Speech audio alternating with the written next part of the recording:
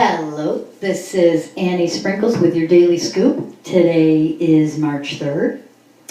And your scoop of the day is, because I've got the power and control wheel and the equality wheel back up, my flavor for today is my chocolate pinwheel cookie ice cream, which one of my friends just told me is her new favorite flavor. I also put up a couple of phone numbers here. The National Domestic Violence Hotline number is 800-777-7233 or 800-777-SAFE. And then the phone number for the local domestic violence shelter in Monroe County, which is the Willow Center, is 222-SAFE, 7233.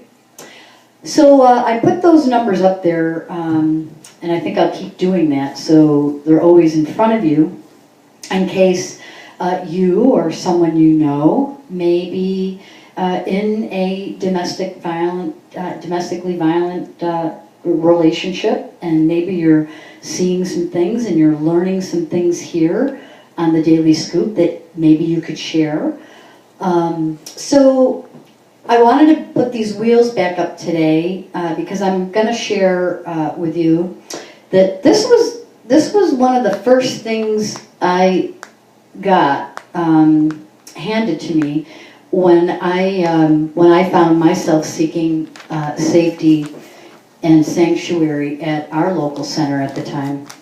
It was called Alternatives for Battered Women. Now it's the Willow Center, like I mentioned.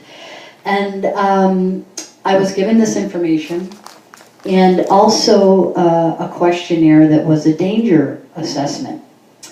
And I'm going to go over that today. So, and then I'm going to read a couple more stories from the quilt, from some victims and survivors right here in our own community. So, without further ado, I'm going to go ahead and read this questionnaire also that I was given, and it might, and the reason why I want to do this is because there's been so many domestic violence homicides this year so far, late last year and into this year, and of course the most recent ones were a little bit east of here.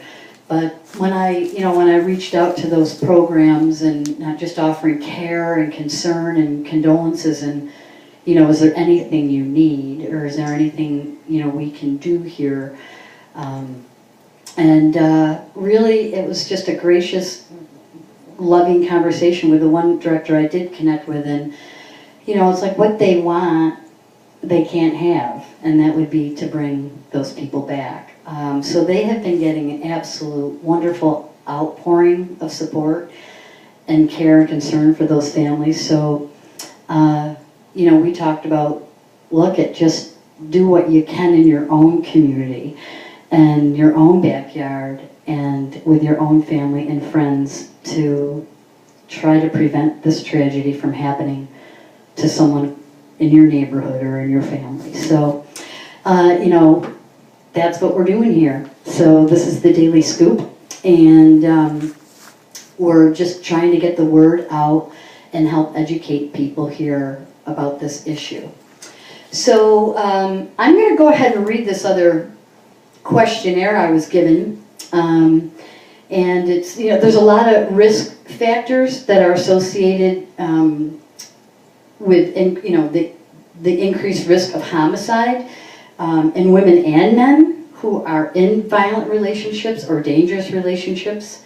And we can't predict, what's going to happen in any case, or your case, or my case. But many of the risk factors might apply to your situation. And if any of them do, we want to encourage you to, of course, call one of those numbers on your screen. Because one thing that I want to make really clear here, and I'm going to say it twice, victims of domestic violence can't just leave.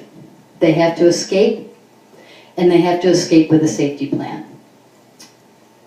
So you can't leave. You have to escape. Don't threaten to leave. Don't leave. And call one of these numbers if you think you need to talk to somebody about a safety plan. So, I was kind of asked, just mark a yes or a no next to these questions, and then we'll talk about that. So you're gonna see how this reads is, does he, but it depends on who your intimate partner is, because this applies to men and women who may potentially be in a dangerous intimate partner relationship, whether you're dating or married. So the first question was, has the physical violence increased in severity or frequency over the past year? The second question was, does he have a gun?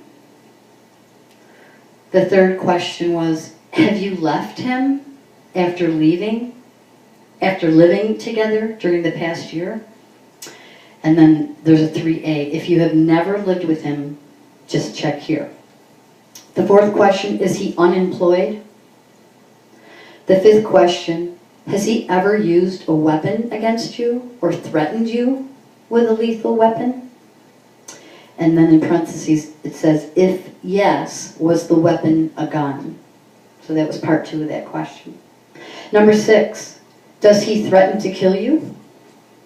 Number 7, has he avoided being arrested for domestic violence?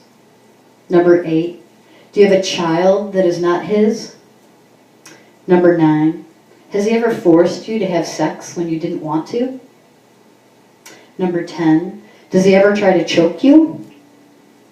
Number 11, does he use illegal drugs? By illegal, I mean uppers, amphetamines, meth, heroin, speed, angel dust, cocaine, crack, and or mixtures. Number 12, is he an alcoholic or a problem drinker? Number 13, does he control most of your daily activities? For instance, does he tell you who you can be friends with, when you can see your family, or how much money you can have, or when you can take the car? There's a 13A here. It says, if he tries but you don't let him, check here. Number 14, is he violently and constantly jealous of you? For instance, does he say things like, if I can't have you, no one can? Number 15, have you ever been beaten by him while you were pregnant? And then in parentheses it asked, if you have ever been pregnant by him, check here. Number 16, has he ever threatened or tried to commit suicide? Number 17, does he threaten to harm your children? Number 18, do you believe he is capable of killing you? Number 19, does he follow or spy on you? Leave you threatening notes or messages? Destroy your property? Or call you when you don't want him to? Number 20, have you ever threatened to commit suicide? And then, you just total up your yeses and your nos. And that is a danger assessment that I was given. And, of course, a lot of counseling and support. So I'm going to now read just a couple of stories in the quilt. Again, we'll do that today. And then we are going to close for the day. I'm trying to keep these short so people will tune in and more people will tune in and stay tuned in. And so I will go ahead and read a couple of these stories from folks right here in our own community.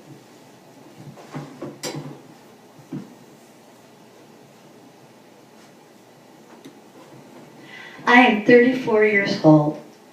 I was born right here in Rochester. I graduated from Gates High School and spent time working as a bank teller in 2 very large popular banking institutions in the area. I have a 4-year-old son and a 3-year-old daughter. I am teaching my daughter to sign the alphabet, and I love playing with my son. I'm in the process of publishing a children's book that I wrote. While our children were sleeping, my husband beat me mercilessly in our apartment complex townhouse. The beating from my husband caused my brain and liver to hemorrhage, and fractured my sternum. My cut, bruised, and lifeless body was found in our basement. I had celebrated my birthday just a few days before I was killed by my husband. My name was Melody Kelly, July 30th, 2005. Here is a story written by a survivor, 2006. The group. Hope rides on women's voices. Our connections link us. Our convictions, the balm that heals us.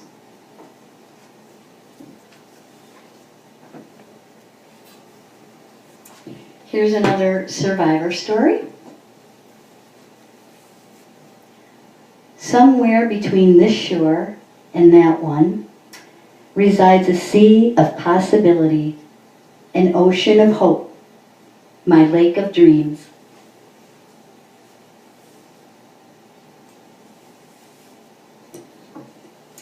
Okay, so I'll just share those for today, give you some thoughts, and sign off. This is the Daily Scoop with Annie Sprinkle. Thanks for listening.